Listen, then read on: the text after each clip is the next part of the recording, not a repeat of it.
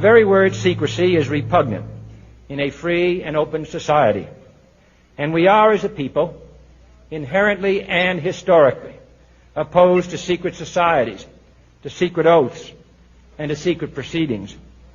We decided long ago that the dangers of excessive and unwarranted concealment of pertinent facts far outweighed the dangers which are cited to justify it. Even today, there is little value in opposing the threat of a closed society by imitating its arbitrary restrictions.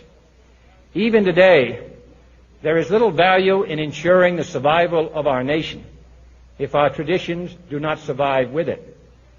And there is very grave danger that an announced need for increased security will be seized upon by those anxious to expand its meaning to the very limits of official censorship and concealment.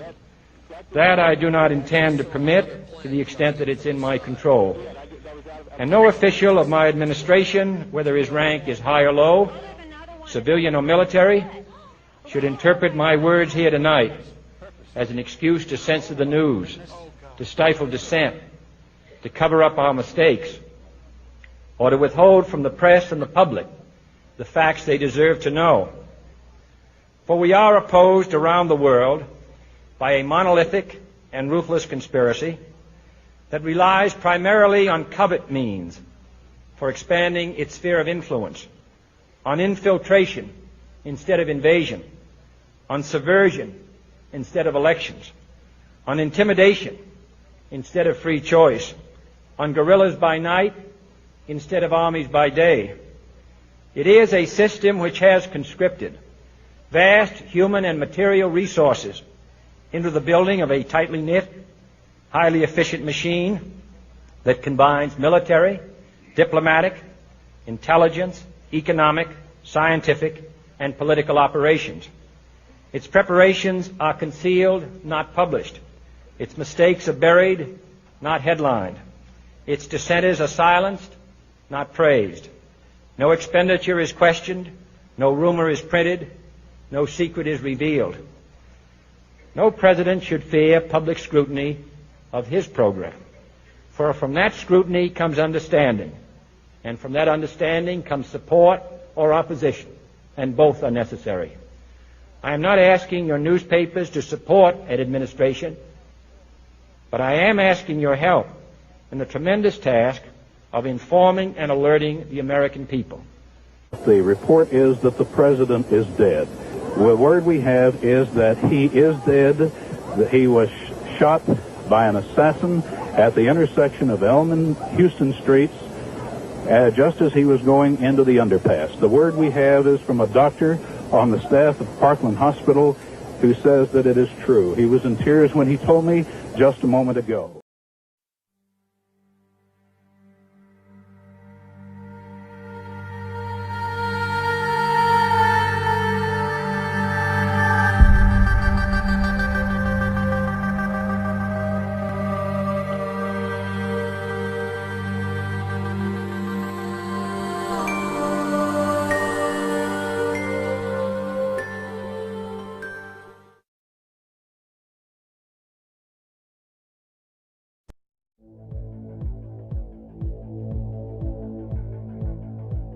Black limousines with darkened windows converged on a hotel where private security guards imposed ironclad control.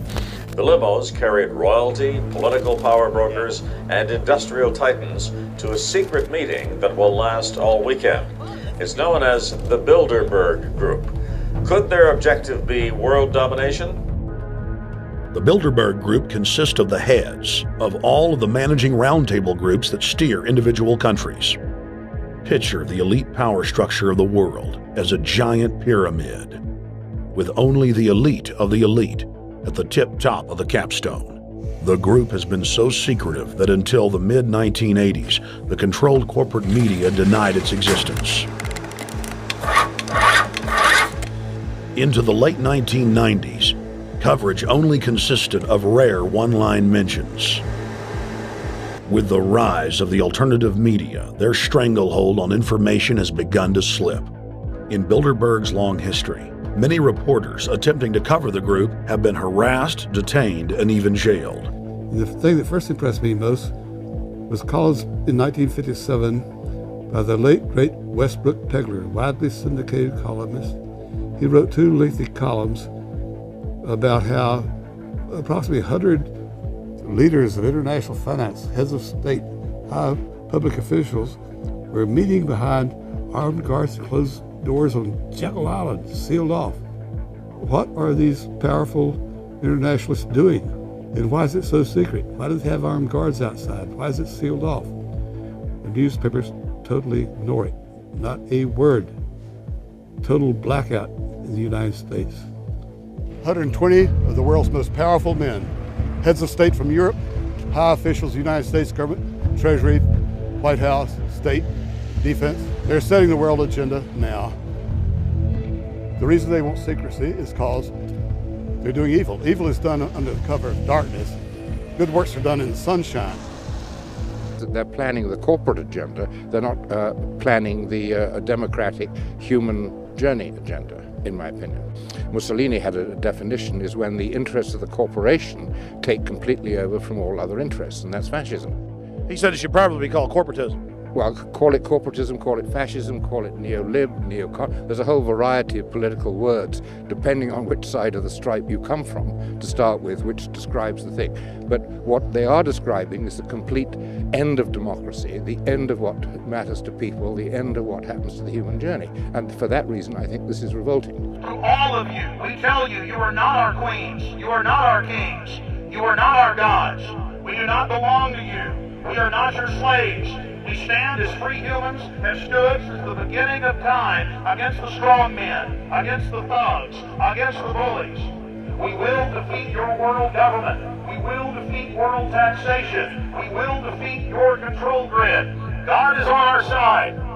I stand before the creator of the universe, and I ask the creator of the universe, as our founding fathers did in 1776, to lead, guide, and direct us, and to give us the power and the foresight and the understanding and the will to stand against your entire agenda, including your final plan of world population reduction of 80% that Henry Kissinger penned in 1973. You will and you are failing now. Your new world order will fall. Humanity will defeat you. The answer to 1984 is 1776.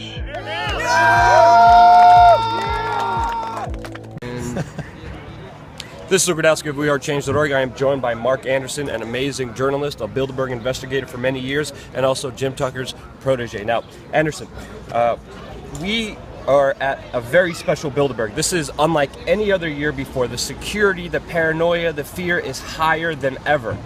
Why? Well, I think they're at a very pivotal stage in their globalist plans.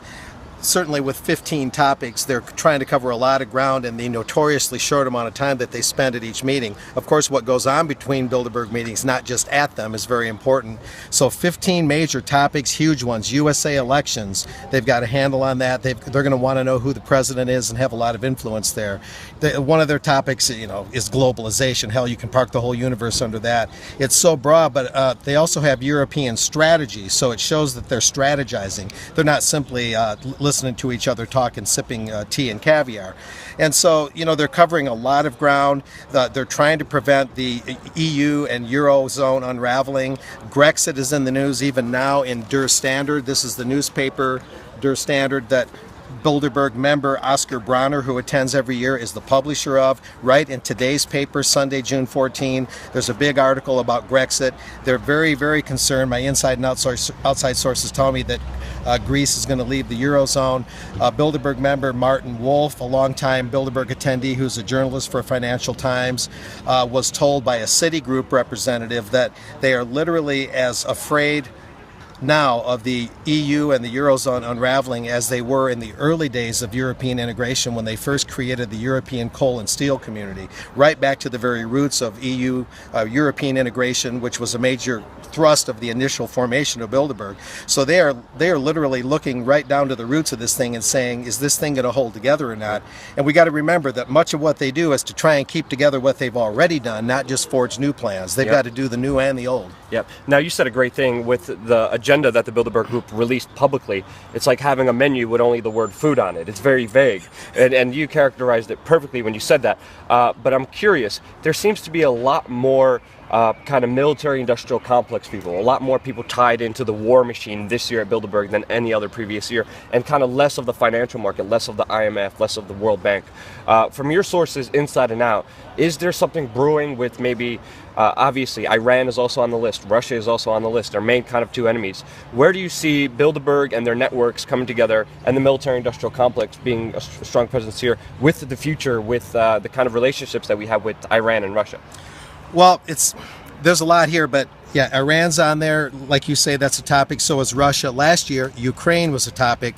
And the NATO chief, the new one, Jens Stoltenberg, is here, having replaced Rasmussen. And yeah, you have the Danish head of intelligence. You have more intel-related people, cyber, such as Eric Schmidt of Google and Alex Karp and Peter Thiel, that are involved in a lot of high technology, high-techy projects.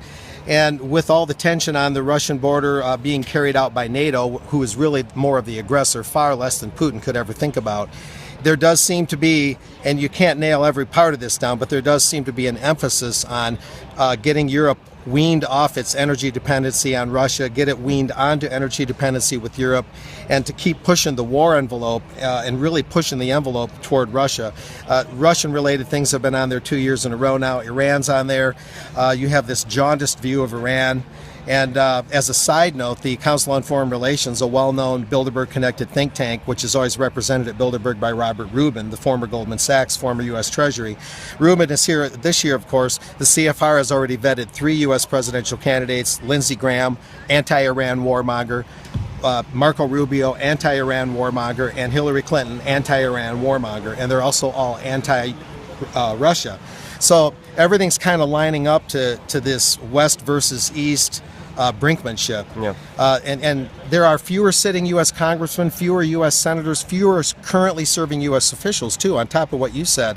There's more of a European parliamentary representation than American. But like you say, very heavy intelligence, military. They are definitely at a turning point, a break in the road. It definitely feels like it being here with the paranoia. This is unlike any of Bilderberg that I covered before, with just the fear, with the security, with being hassled and harassed. I mean, it is virtually impossible to even get close to these guys. Every year, I always find a way to get one of them. This year, virtually impossible, which makes our job so much harder, especially with all the pressure, with all the police here and doing all this. But as we know, Bilderberg is only one kind of organization. There's also a network of other organizations interlinked that kind of work together that you do a lot of great research on. How do you see the kind of inner networking, these kind of think tanks, this kind of outside organizations involved in Bilderberg? Well, a major one is this rising star in Bilderberg, Klaus Kleinfeld of Alcoa. Now, he's with the Business Roundtable, which is one of the most powerful pro-corporate lobbies on the face of the earth.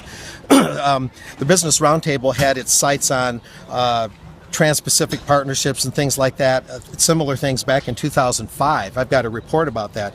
Kleinfeld is here every year, and his Business Roundtable is bending the arms of U.S. congressmen right now to pass fast-track authority for Obama to get the Trans-Pacific and Transatlantic partnerships, which are very Bilderberg friendly.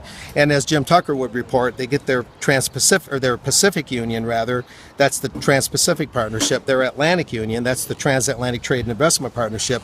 Tucker pointed out early that these big building blocks with their economic trade deals would be a major construction cornerstones, if you will, major construction components of a world state, a corporate world state. And so Kleinfeld is a major one through the Business Roundtable trying to get the fast track through Congress. The other one I mentioned a bit ago, the CFR, which is vetting U.S. presidential candidates, and then Robert Rubin brings that information to Bilderberg through the CFR. It goes back a long ways. Just a few years ago, I covered the Transatlantic Academy, and they were talking then, 4 years ago, at a Chicago Council on Global Affairs meeting that I attended about how to give Greece a haircut. How do we get the Greeks to pay as much as possible on the bonds that are floated to them to bail them out, give them as much austerity as possible, cut wages, raise taxes. How much of a haircut can we give them before they complain too much? And they were talking about, do they extend the indebtedness for 10 years? Do they make the indebtedness a shorter term, longer term? And you go to the Transatlantic Academy, the Chicago Council on Global Affairs, the Brookings Institution, and you hear parts of Bilderberg that later plug into the hub. And they're all reading off the same page. Brookings is huge at Bilderberg. Not this year, but most years. Lai Chang of Brookings, who also has consulted U.S. presidential candidates. See, so this is how they work. Bilderberg can have plausible deniability, but these think tanks that plug into it do a lot of the legwork and then bring it to Bilderberg. Yep, just like the mafia, they have a hidden person, and then they have the work guy just get everything else done for him. And it's exactly how it works down here. And you kind of pinpointed it and networked it very, very perfectly. As we know, Goldman Sachs, who does participate in these meetings, also pumped and dumped Greece and just destroyed it, and now they're in this insane mess, but it's always order out of chaos. So very well put, yes. What I'm seeing is more war, more financial catastrophe coming from the Bilderberg meeting. Am I right or am I wrong? No, you're right, because the Bilderbergers are the custodians of a system, and they're like a central hub. They're not the most powerful thing in the world necessarily. We don't want to give them too much credit, but they're like a central hub to where these other organizations feed in as spokes. And they're basically the protectors of the debt-based money system, the basic framework that makes them and their brethren wealthy, that keeps the bloodlines of royalty in place. They are the most protected people on earth, but they'll scream at us if we want a small tariff on Chinese imports in the United States and say we're protectionists and just a bunch of rednecks with guns. Yeah. They are the most protected people on earth in every aspect of their existence. And how dare they call us protectionists? Yeah. And as you say, the meeting at the Interalpen in Telfs, Austria, on the west side of Austria, is the most secluded place you and I have probably ever dealt with. You can't see it from the street. You got to be practically in an eagle's nest or an eagle in the sky to see it at all.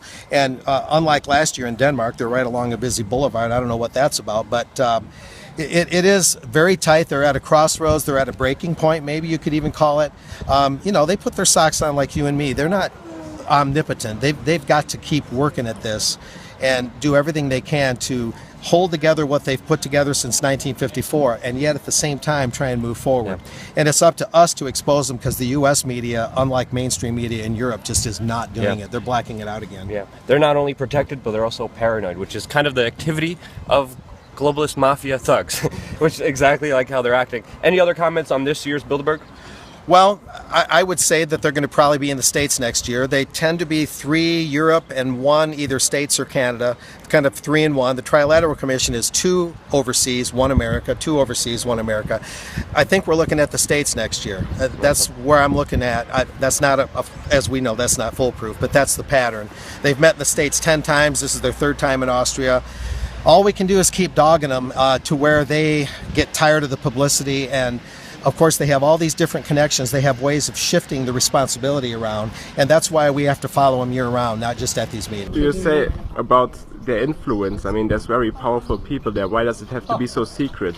Well, I mean, there is no secrecy. It's there's absolutely no as I talked to the hotel guys. It's just a private meeting. If you want to know the evils lurking within the Bilderberg group, look no further than the following quotes from Bilderberg insiders and those who've studied the secretive cabal.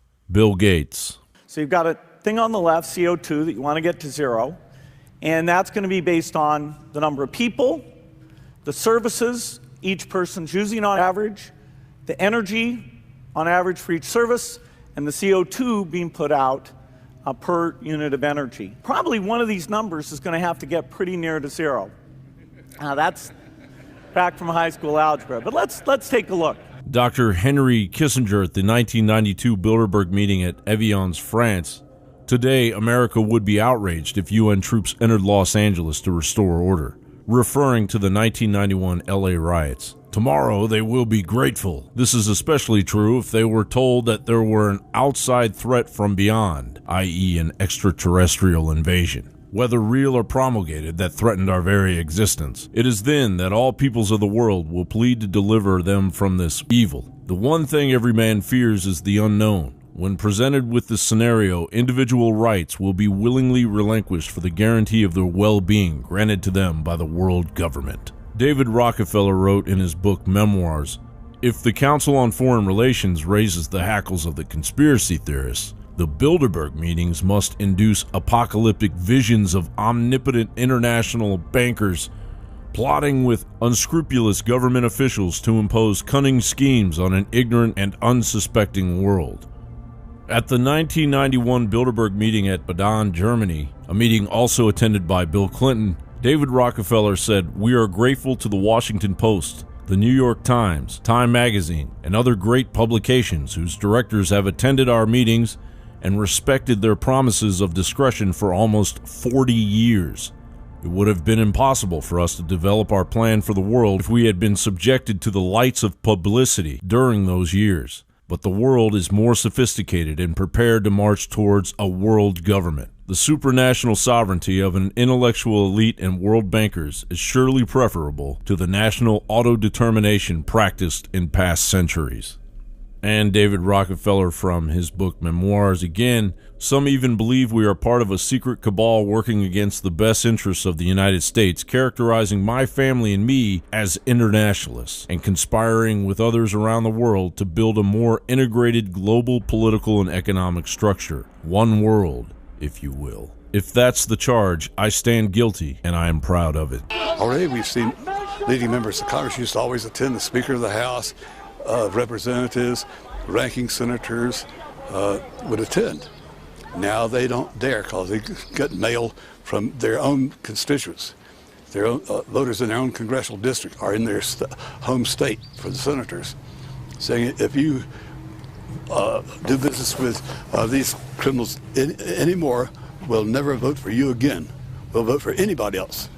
And they've been politically frightened out of the ballgame. 19th century politician and historian Lord Acton said, "The issue which has swept down the centuries and which will have to be fought sooner or later is the people versus the banks." The ruthless and cunning behavior of the attendees of the Bilderberg conference can be summed up in the Machiavelli quote, "Men are so simple and so much inclined to obey immediate needs that a deceiver will never lack victims for his deceptions." We can see the ripples of secrecy in the Bilderberg Group and that of President Obama's TPP, and Adam Weishaupt, founder of the Illuminati's quote, "The great strength of our order lies in its concealment. Let it never appear in any place in its own name, but always concealed by another name and another occupation." Baron Nathan Mayer Rothschild said, "I care not what puppet is placed on the throne of England to rule the empire. The man that controls Britain's money supply controls the British Empire, and I control the money supply." And if those quotes aren't creepy enough for you, David Spangler of the United Nations Directory of the Planetary Initiative said, "No one will enter the New World Order unless he or she will make a pledge to worship Lucifer. No one will enter the New Age unless he will take a Luciferian initiation." And it's not as if we have not been warned time and time again. Congressman Louis T. McFadden in 1932 said, "We have in this country one of the most corrupt institutions the world has ever known. I refer to the Federal Reserve Board. This evil institution has impoverished the people of the United States and has practically bankrupted our government. It has done this through the corrupt practices of the moneyed vultures who control it." Woodrow Wilson, who signed the Federal Reserve into existence, said, "I am a most unhappy man. I've unwittingly ruined my country. A great industrial nation is controlled by its system of credit. Our system of credit is concentrated. The growth of the nation, therefore, and all our activities are in the hands of a few men."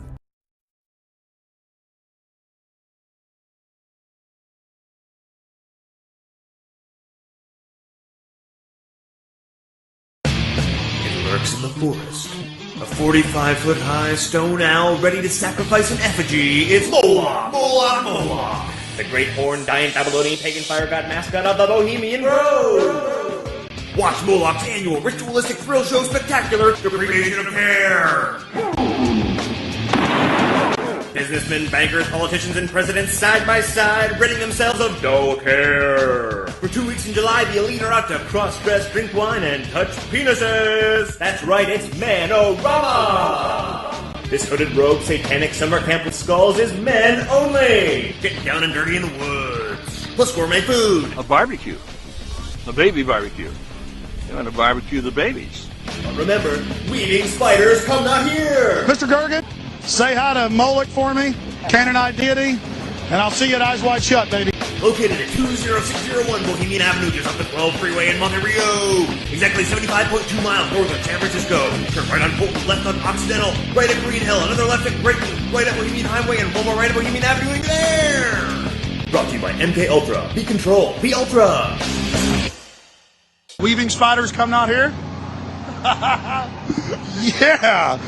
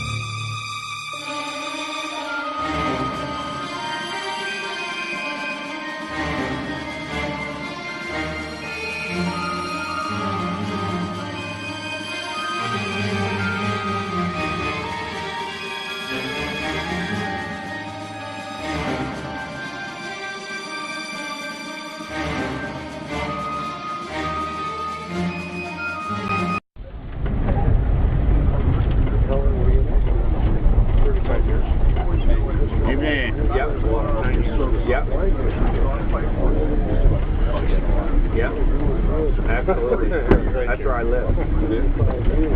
This motor feels like it needs a tune-up. Yeah, elite. Kind of rococo. This thing is really interesting because it sounds like they're going to have a busted verdict. Or no verdict, whatever.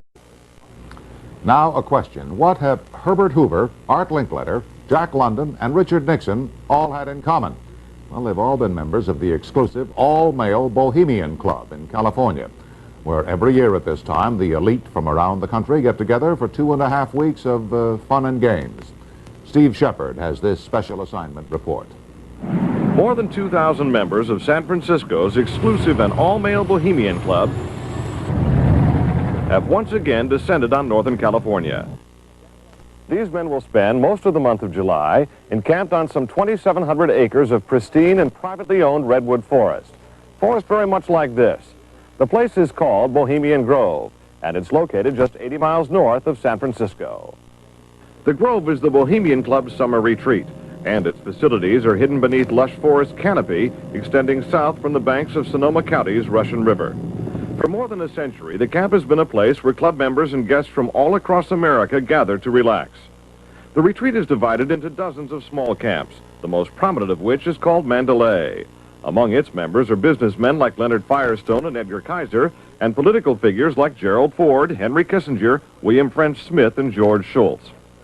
President Reagan, Vice President Bush, and Defense Secretary Weinberger are members of other camps. Richard Nixon is a Bohemian, and so are high-ranking executives of such companies as Eastern Airlines, Standard Oil of Indiana, and Bank of America. For the most part, the men of Bohemian Grove are over 50, highly successful, and, according to many employees, politically conservative. Well, each year, many of them seem to have a stunt or try to come up with a stunt. Last year, in 1980, the popular button was Free the Fortune 500. Membership in the Grove is by invitation only and is determined by such factors as social standing, occupation, and personal connections. Privacy is one of the Grove's most cherished virtues.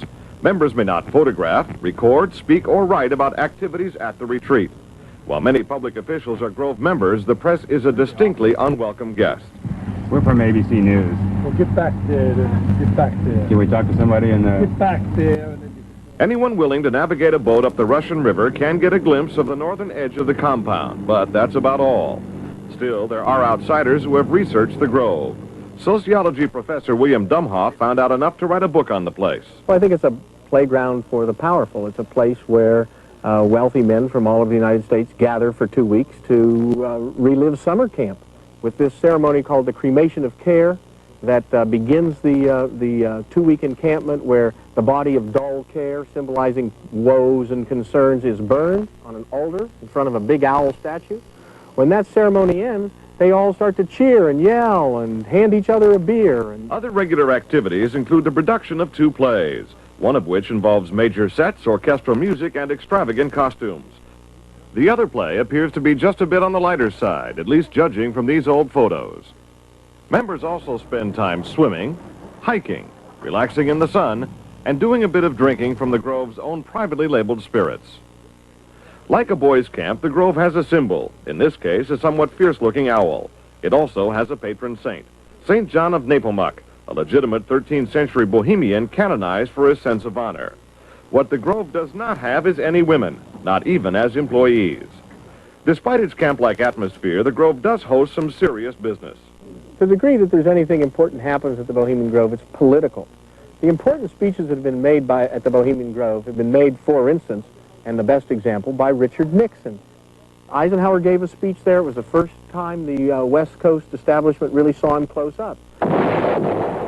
Discussions at the Grove in the 1930s helped lead to the development of nuclear power and the atomic bomb. It was at the Grove in 1967 that Richard Nixon and Ronald Reagan hashed out differences over their presidential ambitions. Each year, guests like Henry Kissinger or Zbigniew Brzezinski address members on their areas of expertise. Presidential counselor Edwin Meese will be among this year's speakers. And each year, other guests come to the Grove simply to enjoy themselves. This year, CIA Director William Casey is a scheduled guest of John McCone, former CIA Director. Baseball Commissioner Bowie Kuhn has been invited as a guest of baseball owner Peter O'Malley. Despite the presence of so many notables, the Grove is not without its small headaches. Anti-nuclear demonstrators gathered near the entrance to the retreat this year to wave signs and chant slogans. The Grove is also facing a suit from the state of California because it refuses to hire women. Still, the Bohemian Grove seems in no danger of passing. Herbert Hoover called it the world's greatest men's party, and there is a list of powerful people waiting to get in on it. Steve Shepard, ABC News, San Francisco. Defense Secretary Caspar Weinberger canceled plans to go to Bohemian Grove in California this weekend because of the possibility of more flare-ups in the Lebanon crisis.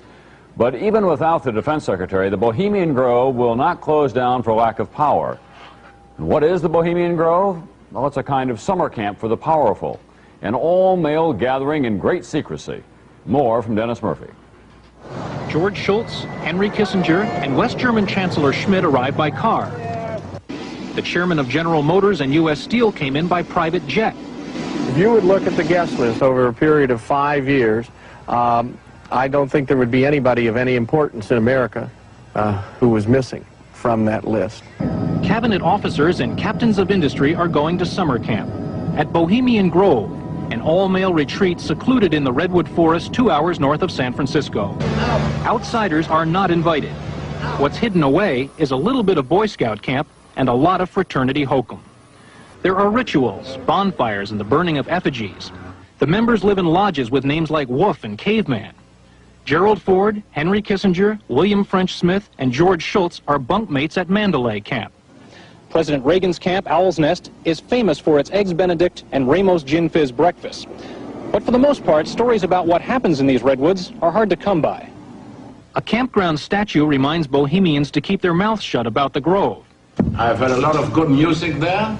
I've met a lot of interesting people, and I look forward to listening to music again. But there are employees who tell tales out of school. You know, I mean, half of these guys, you know, from what I can tell, you know, stay loaded or stay bombed, you know, the entire time that they're there. I mean, they stagger into breakfast and stagger out from dinner.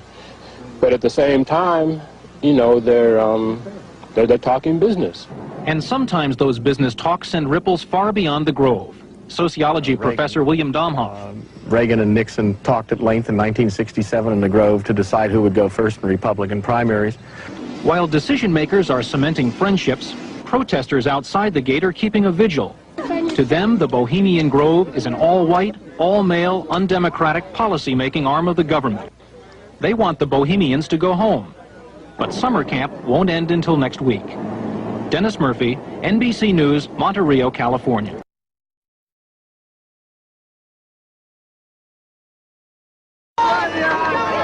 A deputy sheriff said most of the Bohemians had left earlier knowing there might be some trouble. The stated reasons for the demonstration were the connections of the club's members to nuclear weapons research, the alleged political and business deals made there, and the exclusion of women from membership. The club's members include Ronald Reagan, George Bush, Gerald Ford, and Richard Milhouse Nixon.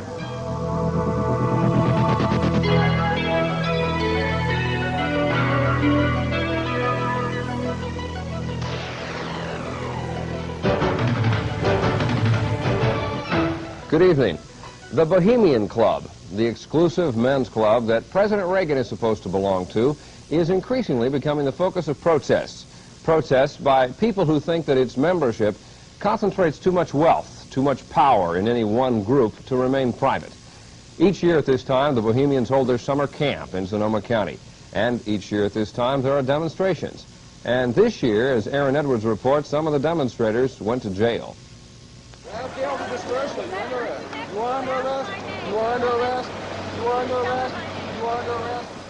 There was no violence.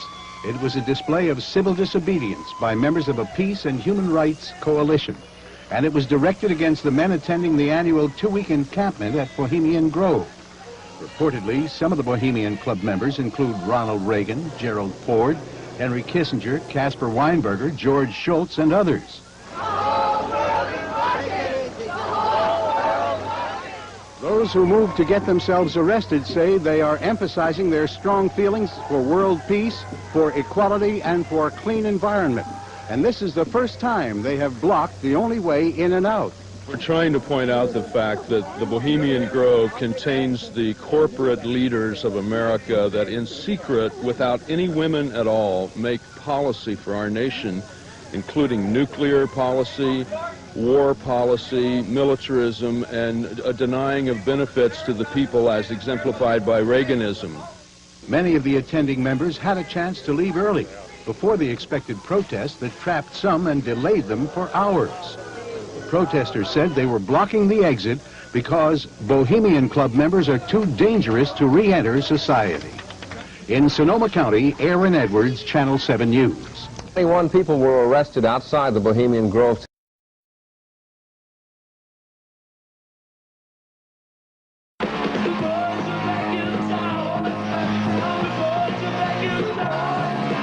Every year, 2,000 of the most powerful men in America descend upon a tiny town in California's wine country. Political heavyweights, corporate leaders, and celebrities arrive at a meeting of the world's most exclusive men's club. It's considered to be the wealthiest, most powerful concentration of men anywhere in the Western world at any given time. The Bohemian Club of San Francisco has attracted a host of men, from Henry Kissinger to Clint Eastwood, and every Republican president since Herbert Hoover.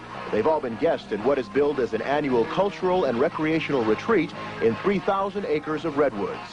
It's as if all the boardrooms and the Supreme Court, major law firms, had all emptied out onto Fraternity Row and was somehow transposed to a redwood forest. Security at the Bohemian Grove is extremely tight. It's almost as if there were a military installation down there. Everything is kept under wraps, and in this case, under the trees. Members and guests at the Bohemian Grove are sworn to secrecy about what goes on inside. What most people do not know is that for more than a century, they've kicked off their retreat with a spectacular nighttime ceremony. From the air, the encampment is lit up with torches. Suddenly, the night is ablaze as robed men begin the cremation of care, a ritual that symbolizes the shedding of the burdensome responsibilities of the outside world. It is the start of a 2-week celebration. John Vanderzee, once a waiter at the Grove, authored a book about his experiences. He says once inside, these very public figures are quick to enjoy the freedom of privacy. There was a story that one man told that he realized that he was really in the Bohemian Grove when he saw Dwight Eisenhower and Richard Nixon relieving themselves against the same redwood tree. The motto of the Bohemian Club is "Weaving spiders, come not here." Simply put, that tells members to leave their business and political deals at home and simply have a good time. But some people say with this much power and this much money located in one place, there is more to the Bohemian Club than campfires and canoeing. It's considered very, very bad form to use the Grove, especially for overt purposes, advance your own interests. At the same time, it's a very useful association that friendships and contacts you make there carry on into the outside world. Important issues are discussed daily during lakeside talks. Insiders say that speeches given here can make or break political careers. Some claim that political deals made in the Grove have changed the course of history. In 1967, during the encampment, Ronald Reagan and Richard Nixon arrived at an understanding that Reagan, who had just been elected governor of California, would not enter the 1968 presidential race unless Nixon faltered. For years, protesters have demonstrated outside the Grove for a variety of causes. Mary Moore, a local political activist, feels that such closed meetings of the elite undermine the democratic process. The point is that this is where ruling class bonding takes place, and that place is not open to minority people, to people of color. It is not open to women. It is open to white men who pretty much run this world. They're like overgrown Boy Scouts, only a lot more dangerous as far as the world is concerned. Others in the tiny town of Monterey see the Bohemian Grove as a source of money and jobs. The sudden wave of wealth also brings in outsiders, prostitutes like Carol Lee, who are attracted by the prospect of 2,000 wealthy men. For the last 5 years, she's worked the bars across the river from the Grove. She says prostitution here is more of a legend than a business. The men who see prostitutes are in an incredibly small minority. I mean, it's not that all these guys are seeing prostitutes. I think people should understand that. It's a really small percentage. It's just that it has symbolic meaning in the Grove, that all the Grove members talk about it. There's an idea that men who are powerful do have women available. It's good for men's ego. Their relationship with prostitutes is highly mythologized. During the retreat, prostitutes appear to operate openly without interference from law enforcement. Inside the compound, there have been persistent rumors about closet homosexuality. Don Heimforth, a former waiter, says there have always been relationships between club members and employees. One black waiter, gay black waiter, years ago said it's whenever they would come over to the employees' quarters, and he made the comment that it was not unlike coming down from the big house to the slaves' quarters for a piece of. Such allegations about the camp have angered many who feel that leaders who adamantly embrace traditional values are not what they appear to be. These are the hypocrites who, on the outside, are not giving the money that is needed for AIDS, that is not given the money, that is needed for certain kinds of research, and yet they, indulge in this on the quiet. What gets me is the secrecy of this and the hypocrisy of it. There isn't too much overt bad behavior because most of these men are to the manner born, and they're, they're well behaved. Insiders we spoke with all said heavy drinking seemed to be the most popular activity. For me, the eye-opener was the amount of alcoholism. I mean hardcore, third stage alcoholism. Watching men going into blackouts and DTs at the dining tables. Officials at the Bohemian Club refuse to discuss what goes on at the Grove. The club was recently ordered by the Supreme Court to employ women for the first time. Despite the controversy, rumors, and the possibility of women working there, many feel the tradition of power at the Bohemian Grove will endure. The Grove would continue to attract members simply because it's an association that remains extremely useful in the outside world.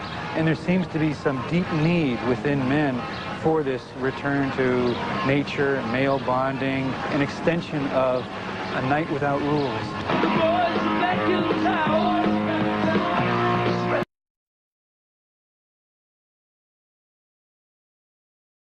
Critics as a Boy Scout camp for the rulers of America. Then we have the right to tell these scum what to do with their bodies.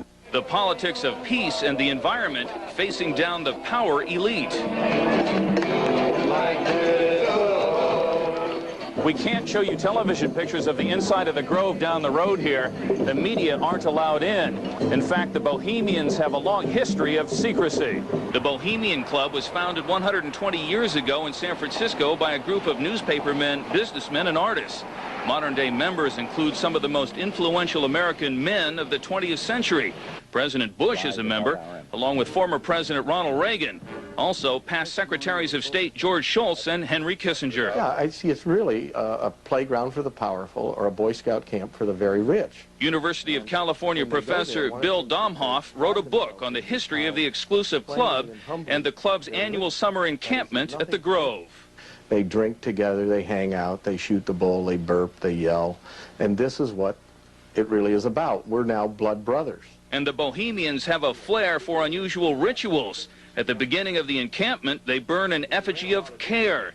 It's a symbolic way to cast off the cares of life and the burdens they must carry.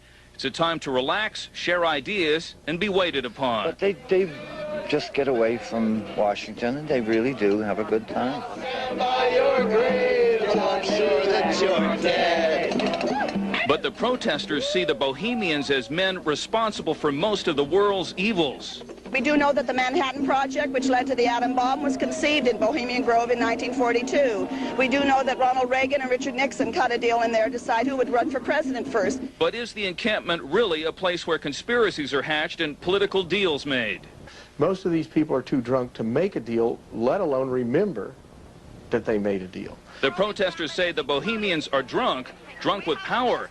They want them to go home and the Grove to be opened up to the homeless. You're under arrest for trespassing. I'm getting up. Okay. But again this year, the protesters came uninvited.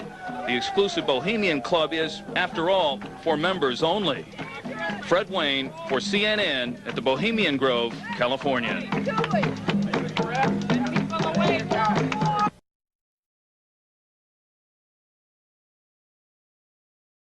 Hundreds of protesters will clash this Saturday with prominent national figures as they arrive for their exclusive all-male Bohemian summer camp escape. Channel 50's Susan Maddox has this report. As the nation's power brokers continue to filter in for their high-priced summer camp out at the Bohemian Grove, they'll once again be met by angry protesters. And to make the point to the American public that the real decision-making that happens in this country does not happen through our elected representatives. It happens through an established good old boys network, what a lot of us refer to as the ruling class. It happens, the real decisions that get made in this country are not necessarily in Congress. They are usually behind closed doors. Bohemian Grove just happens to be a prime example of one of many places that these men get together without public scrutiny. Moore says their absence for the last couple of years was due to the burden of other crises, but they're returning this year because of the increased ranks of people concerned about their future. It basically organized itself with a little help from us because of people's feelings about not only the war abroad but the war at home.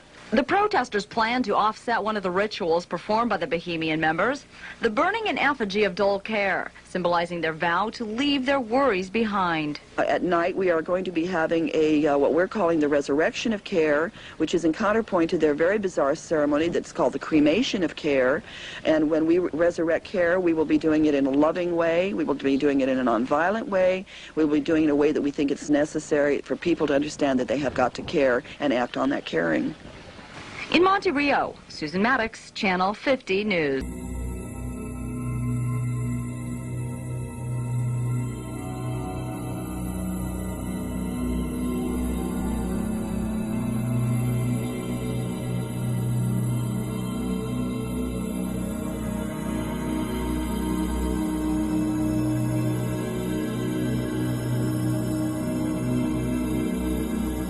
Peter, you've witnessed children being sacrificed at the Grove? You know, I did, and I've made this very public. It is revolving around the case of the missing child case of Kevin Collins, and if anybody looks it up on the internet, they still say that it's an unsolved case. I've been to law enforcement in San Francisco. I made a mention of this for the first time back in 2003 while I was still in jail for another issue, and I thought I would be on death row. I, myself, Peter Alexander Chernoff, am one of 3 people that have witnessed ritualistic murders of children during the 80s up here, during the 80s. The other one is David Schurter, and the third person is Paul Bonacci, who was made well known in the book by Senator John DeCamp, The Franklin Cover-Up. Peter, I'm filing suit against the Bohemian Club of San Francisco. I'm calling for an injunction of the continuation of the cremation of care. I want to see the end of the satanic rituals and the sacrifice of children and the molestation of children at the Grove. Going back a period of 130 years, there may be as many as 1,300 people in bodies that have been buried there. I want a dig. I'm calling for a dig.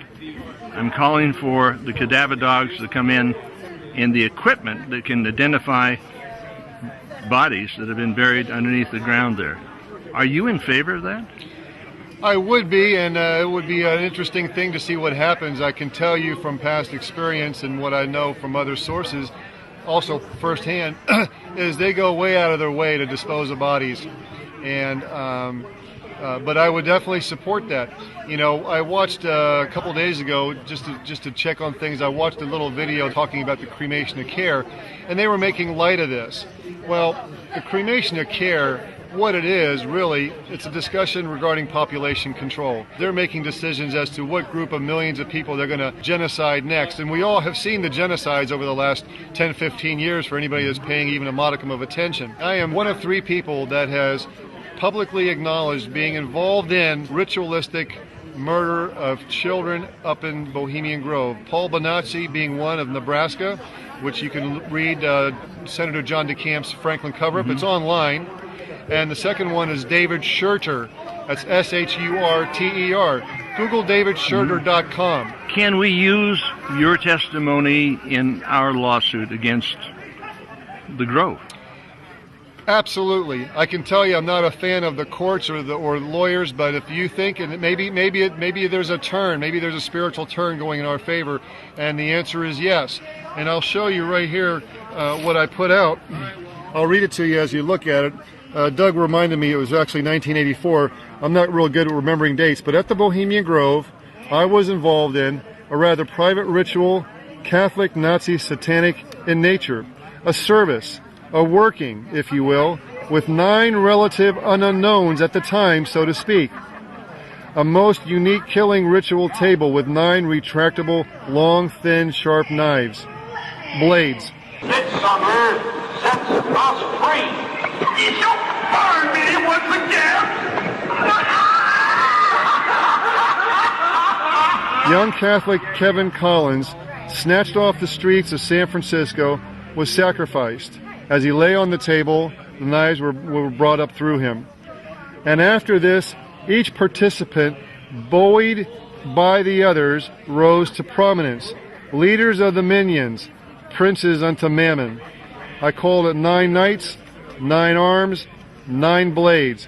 The participants, except for 1 or 2 I didn't mention, are Willie Brown, Arlen Specter, Barney Frank, Roger Mahoney, the L.A. Cardinal, Ratzinger, who's now the Pope, Robert Byrd, George Bush Sr., otherwise known as George Scherff, S-C-H-E-R-F-F. You mean Magog? That's what they call him, the man who wages war against God in the final days of earth. Yes, and Warren Buffett, and the Master of Ceremonies was Dr. Lieutenant Colonel Michael Aquino. So they are involved in ritual murders, satanic, Luciferian. They definitely have these during the 80s. I can't attest to what's going on there now. I believe that most of their work was, in certain arenas, was done at that time and prior. But a lot of the things that they've done, where they put things into motion that we're seeing now. Our military guys that are currently serving now, we've lost 5,000 or 6,000, but more than that number have suicided. Have they not been sacrificed, essentially, to Satan? That's what's going on. Can we use this on film? Absolutely, you can use this on film. A lot of the major magnates in corporations and media, but also government, come there, and male prostitutes are shipped in to service them. Vanity Fair has reported on the fact that their reporter got arrested there, and their report talked about the homoerotic trappings. I know that when I was there, I was being whistled at and followed around like it was a Looney Tunes Pepe Le Pew cartoon, and I was the cat to the point of I had to just hide in the woods until it got dark so I could videotape the ritual. You would be walking down the forest paths on the 2,700-acre retreat that's in a gorge, and you would have men start walking up to you and saying, "What are you doing? What camp are you part of? You want to come party with us?" You'd have people whistle at you. And I was even pretty naive then. I mean, I snuck in. Once I got in, I tried to stay away from crowds of people, but they were still coming over. And there have been other reporters. Spy Magazine's reported on it. As I said, Vanity Fair has talked about the fact. I mean, any reporter that actually gets in there is approached. And they didn't come over and say, "Hey, we want to have sex with you right now." It was just, "Hey, let's have some fun," and being whistled at. And so that is a large overtone of it. But Bohemian Grove is a place where they bring the Council on Foreign Relations members, where they bring Trilateral Commission members, where they bring other bankers and CEOs who aren't quite in on the game, and say, "Hey, let's drink, let's party, let's have whatever type of prostitute you want, male, female, we got it. Let's do some fun rituals. Let's engage in some bizarre Masonic / Luciferian rituals, and let's just party." And then they go out and act like conservative men on television. But the truth is, for 15 days a year, they are running around with their hair on fire and their pants down. And again, it's Richard Nixon that said, I mean, if you want me to quote it, he said it's the most goddamn, I mean, is it all right if I quote Richard Nixon? Sure. You can pull it up. Richard Nixon said Bohemian Grove is the most goddamn faggy thing you've ever seen. And again, I don't say that in a hateful way. That's what Richard Nixon said about it, but he went. And did you see men running around with their pants down? And their hair on fire? Okay, do you really want to know what I saw? Yes. I saw large posters up with men dressed as women outside of some of the camps with Henry Kissinger bent over, simulating sticking his fingers in his rectum. All right. Grove, and I'll just leave it at that. And again, you asked. I don't really, normally talk about stuff like that, so I told you. And yes, I did see, men pulling their pants down and urinating up against trees. But I think everybody does that in the woods. Out in San Diego, you're next on the EIB network. Hello. Since I have you on the line, Rush, have you seen the video of the Bohemian Grove ceremony that Alex Jones produced? That's on Google Video. No, been invited to Bohemian Grove, but I've never been there, and I've not seen the video. Do you know about the activities within the Grove? Can you talk about that? No, because I've never been there. All I know is that it's a bunch of elitists and power brokers who conduct secret meetings to take over the world, and they run around nude. It's all men, no women are allowed, and they run around, and you can find them going to the bathroom on the side of trees and so forth, and they have people come out and make speeches to them and all that. And I know it was started by members of the San Francisco Symphony way back who were shunned from San Francisco society, so they formed their own little club there up in Northern California. And it's, Where do you find these people? Have you ever heard of the Bohemian Grove? Oh, you haven't? He believes the Bohemian Grove is the CFR in the woods. The Bohemian Grove was started by members of the San Francisco Symphony or some orchestra way back, many years ago, shunned by San Francisco society. They have camps. It goes on for 3 or 4 weeks up in the Russian River area of Northern California. And there are members from all over the world, and they can take guests. There are people that come out and speak to them. It's rustic living. It's great food. It's great cooking. But people believe that it is nothing more than a secret meeting of world conspiracists who are out to take over the world's money supply and all these other things. I've been asked to speak at the Bohemian Grove, and I'll guarantee you this. Who he hung up? Who was this guy's name? John? Is that what you... John in San Diego. John, I guarantee you, if the Bohemian Grove is what you think it is, I would never have been invited there as many times, nor would I have been invited to go out and make... Some of my best golf buddies are members of the place, and they go out there and do it. It's just a social thing. It's just a pure social thing, and they do bring in entertainment and speakers. And it's rustic living out on the Russian River. And everybody has these fearful conspiracies and theories about it. One of the myths that always goes around about the Bohemian Grove is that if you do go, since it's all men, you can walk around nude if you want. You don't have to get dressed or any of that. You might even see George Schultz relieving himself on the side of a tree. So one night, some years ago, I was invited to a dinner in Washington of the American Spectator, Bob Tyrrell's fantastic, fabulous magazine and website. I was seated next to the former Treasury Secretary, the late, great William Simon. And he said, you gotta get out to the Grove. And I said, I thought he had a sense of humor. I said, I'd love to get out there because I would love to see George Schultz relieving himself on the side of a tree. And he looked... Who told you that? Why? That would never... I can't believe it. I'm shrinking in my seat because I thought he'd understand the humor, because I thought there's something everybody... And he was profoundly offended that that's what the reputation of Grove was. And I'm talking about George Schultz, the former Secretary of State. Look, I'm probably ruining any chance I'll ever have of being invited back, but I'm just telling you these are the popular myths about it, when it's actually harmless. It's just 3 or 4 weeks in the summer where people go out and have a good time. When they're tired of playing golf, they go to Grove. Yes, sir. First question? Yeah. I'm sorry. You gave a keynote speech at the Bohemian Grove Club, sir. A club which openly has mock child sacrifices and satanic worship, sir. Can you answer my question, sir, please? I was very pleased. I was very pleased with my performance in the debate. It was a good debate. What about the Bohemian Grove Club, though, sir? That's very important. They do mock human sacrifices there, sir, and you reported being there. I was very pleased with my performance in the debate. Sir, why did you ignore my question, sir? Can we have open dialogue? If you want to be president, let's have an open dialogue about this. You just ignored me, sir. It's not nice. It's not. It's running up a storm about that Bohemian Grove over there. Human sacrifices and male prostitutes shipped in there yearly. I should like to know what goes on over there. That's respectable stuff. I know, isn't it? It's disgusting. What you're doing is not respectable. Oh, I'm sorry. I thought you were talking about what the governor does over there yearly at Bohemian Grove. This is about the debate. This is not an open news conference. Right. Well, with the governor, there's never an open news conference. He talks about AIDS and health care and the same stuff over and over. Governor, Bohemian Grove, actually, you said before that did you or did you not attend Bohemian Grove in San Francisco?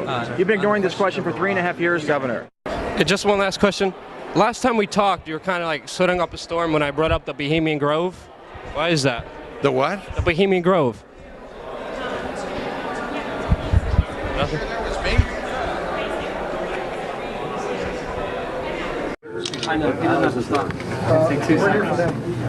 Hey, Newt, what'd you do at the Bohemian Grove?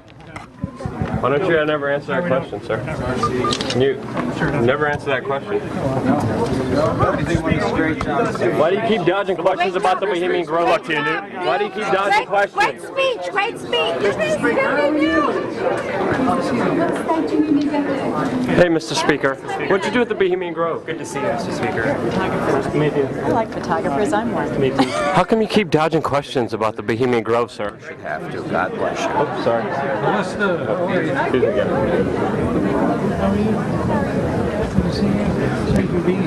Newt, seriously, why all the secrecy? And all the winds make merry with white dust. Bring fire!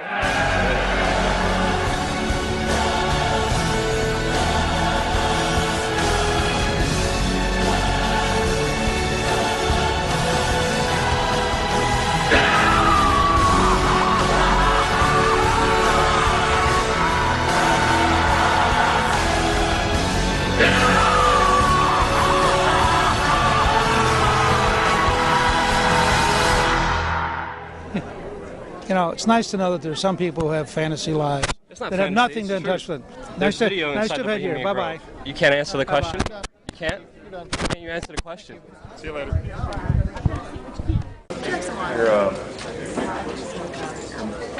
You're a member of several very prestigious organizations such as Lateral Commission, Council on Foreign Relations. Just curious to take over the program. Well, you are members of these organizations. How are you? And they tend to share a lot of members with each other.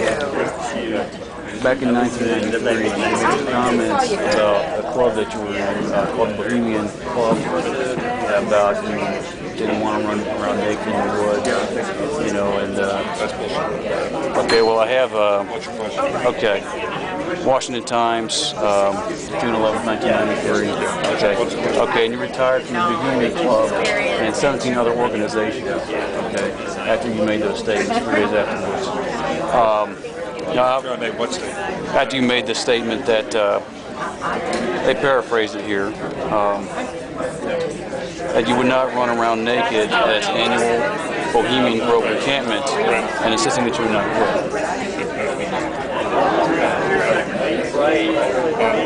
You have a quotation? Do you have a quotation? Yes, this is actually the first paragraph of the article. I don't have a direct quote. Gergen quits Bohemian Club.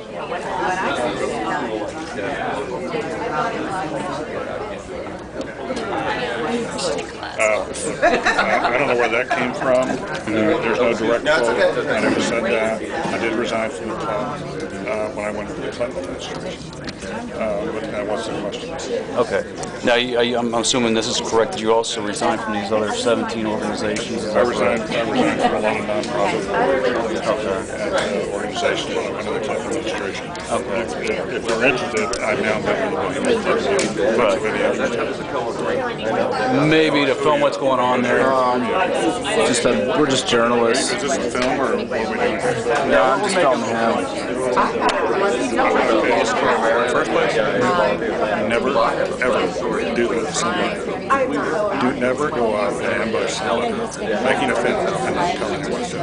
Oh, you didn't notice the camera? Of course I didn't notice the camera. You came up and talked to me in my face. Many more questions. It's unprofessional. Now, but you want to go and ask another question? I'm happy to take it. But it's unprofessional. Now, what was your question? Okay. My bad. I thought you noticed the camera. Yeah. I was just going to thank you for answering my question. That's all. Just know, I've been ambushed before on this issue. Okay, we weren't trying to ambush you. You can do whatever you want, but it's unprofessional to tell somebody to start asking a question in the studio. I'm not where I'm talking. Were you taking film? No, I was just going to thank you when I was talking earlier. Yeah, earlier. I thought we were open to taking film. I was documenting the event. I just wanted to thank you for answering. Never ever walk up. It's very unprofessional. Okay. To walk up to somebody, ask them a question in a student group, be taking a film for YouTube. Okay. Do that. I understand. I just want to object. I'll turn it off. Okay. You do anything you want. I'm just telling you up front. Okay. I didn't mean to be rude or disrespectful. What do you want me to talk about? Yeah. A fraud?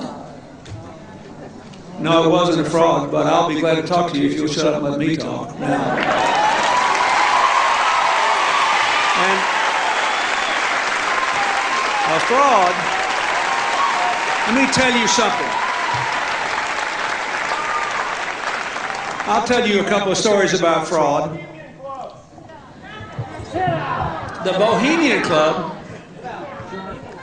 as you say, the Bohemian Club? That's where all those rich Republicans go up and stand naked against redwood trees, right? I've never been to the Bohemian Club, but you ought to go. It'd be good for you. Get some fresh air.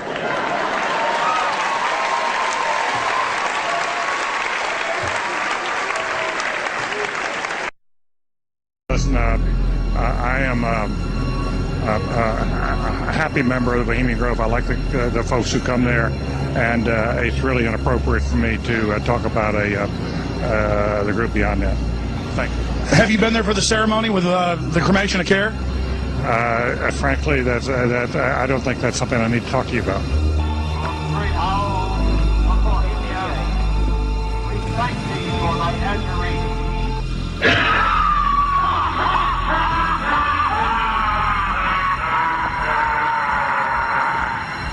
Have you been there for the ceremony with the cremation of care? Frankly, I don't think that's something I need to talk to you about. Really? That's right. Well, I'm Alex Jones, and I snuck in there in 2000. I'm the guy that blew it wide open and got the video. It's been on national TV. Well, I disrespect you for that. You do? I do. But there's a lot of big public officials going in there. Don't we deserve to know? I don't know anything about you, and I don't know anything about your film. But if you go in there with an understanding, you violated that understanding by releasing that film, and I don't respect you for that. Really? But we have public officials. I'm sorry. You took an understanding when you went in there that you would not do that film. And did you have an understanding when you went in there? No. Did you crash it? Yes. Yeah, and it has no trespassing signs there too, doesn't it? No, they put those after. Oh, I'm sorry. I'm sorry, sir. I've been there before. I know what the circumstances are, and I'm sorry you violated the understandings. But that was not a gentlemanly thing to do. But what about the ritual? Is the ritual gentlemanly?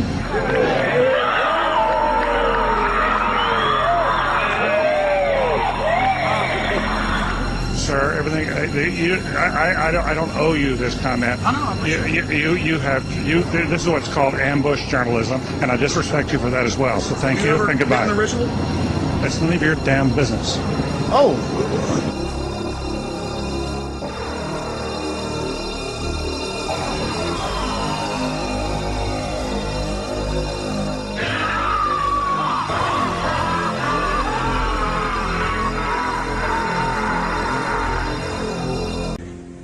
The very word secrecy is repugnant in a free and open society, and we are, as a people, inherently and historically opposed to secret societies, to secret oaths, and to secret proceedings. We decided long ago that the dangers of excessive and unwarranted concealment of pertinent facts far outweighed the dangers which are cited to justify it. Even today, there is little value in opposing the threat of a closed society by imitating its arbitrary restrictions. Even today, there is little value in ensuring the survival of our nation if our traditions do not survive with it. And there is very grave danger that an announced need for increased security will be seized upon by those anxious to expand its meaning to the very limits of official censorship and concealment. That I do not intend to permit to the extent that it's in my control. And no official of my administration, whether his rank is high or low, civilian or military, should interpret my words here tonight as an excuse to censor the news, to stifle dissent, to cover up our mistakes, or to withhold from the press and the public the facts they deserve to know. For we are opposed around the world by a monolithic and ruthless conspiracy that relies primarily on covert means for expanding its sphere of influence, on infiltration instead of invasion, on subversion instead of elections, on intimidation instead of free choice, on guerrillas by night instead of armies by day. It is a system which has conscripted vast human and material resources into the building of a tightly knit, highly efficient machine that combines military, diplomatic, intelligence, economic, scientific, and political operations. Its preparations are concealed, not published. Its mistakes are buried, not headlined. Its dissenters are silenced, not praised. Its dissenters are silenced, not praised.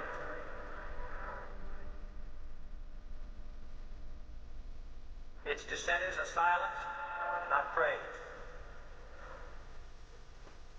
Its dissenters are silenced, not praised. Its dissenters are silenced, not praised. Its dissenters are silenced, not praised. No expenditure is questioned, no rumor is printed, no secret is revealed. No president should fear public scrutiny of his program, for from that scrutiny comes understanding, and from that understanding comes support or opposition, and both are necessary.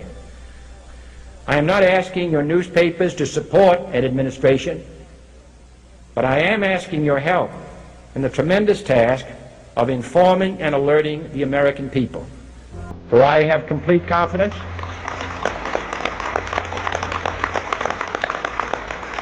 in the response and dedication of our citizens whenever they are fully informed. I not only could not stifle controversy among your readers, I welcome it. This administration intends to be candid about its errors. For as a wise man once said, an error doesn't become a mistake until you refuse to correct it. We intend to accept full responsibility for our errors, and we expect you to point them out when we miss them. Without debate, without criticism, no administration and no country can succeed, and no republic can survive. That is why the Athenian lawmaker Solon decreed it a crime for any citizen to shrink from controversy. And that is why our press was protected by the First Amendment, the only business in America specifically protected by the Constitution, not primarily to amuse and entertain, not to emphasize the trivial and the sentimental, not to simply give the public what it wants, but to inform, to arouse, to reflect, to state our dangers and our opportunities, to indicate our crises and our choices, to lead, mold, educate, and sometimes even anger public opinion.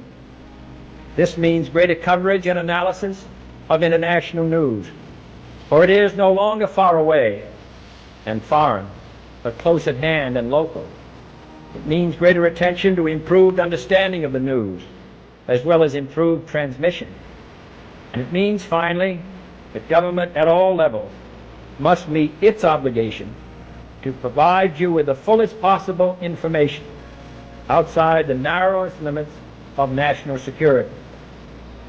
And so it is to the printing press, to the recorder of man's deeds, the keeper of his conscience, the courier of his news, that we look for strength and assistance, confident that with your help, man will be what he was born to be, free and independent.